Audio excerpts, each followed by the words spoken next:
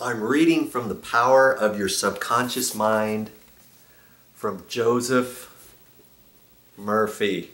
And speaking of power, here's how powerful your mind is. And I'm starting in chapter 4. I'm just going to read you a couple pages. Yeah, a little bit more than 2 pages or so. Mental healings in ancient times. And as I'm reading this, see how you can apply this to yourself. Through the ages, people in every continent, climate, and culture have instinctively known that somewhere there resided a healing power that could restore the abilities and functions of a person's body to its normal state of efficiency and good health. They believed that this strange power could be invoked under certain conditions, and that if it were invoked properly, the alleviation of human suffering would follow. The history of all nations presents testimony in support of this belief. In the early history of the world, the power of secretly influencing people for good or evil, including the healing of the sick, was said to be possessed by priests, priestesses, and holy people. They claimed to possess powers derived directly from God that included the healing of the sick. The procedures and processes of healing varied throughout the world, but they generally included supplications and offerings to the god. Various ceremonies, such as a laying on the hands and incantations and the use of amulets, talismans, rings, relics, and images. For example, in the religions of antiquity, priests in the ancient temples gave drugs to their patients and practiced hypnotic suggestions as they went to sleep. The patients were told that the gods would surely visit them in their sleep and heal them. Many healings followed.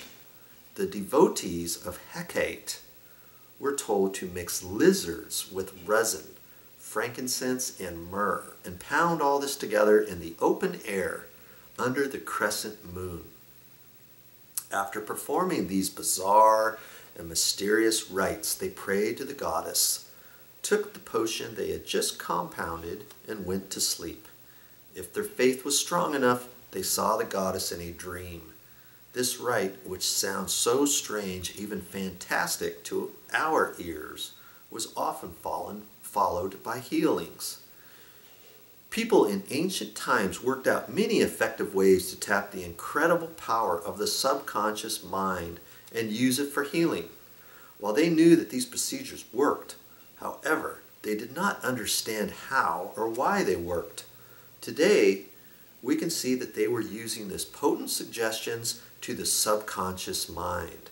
The rituals and potions and amulets appealed powerfully to the imagination of people and favored the acceptance by the subconscious mind of the insistent suggestions given by the healer. But the work of healing was done by the patient's own subconscious mind. In all ages, unofficial healers have obtained remarkable results in cases where authorized medical skill had failed and the patients had given up hope. This gives cause for thought. How do healers in all parts of the world effect their cures? The answer is that these healings will take place because the belief of the sick person released the healing power resident in his or her subconscious mind.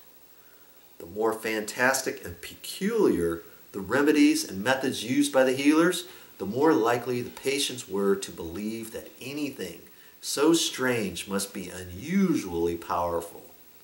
Their aroused emotional state made it easier for them to accept the suggestion of health in both their conscious and subconscious mind.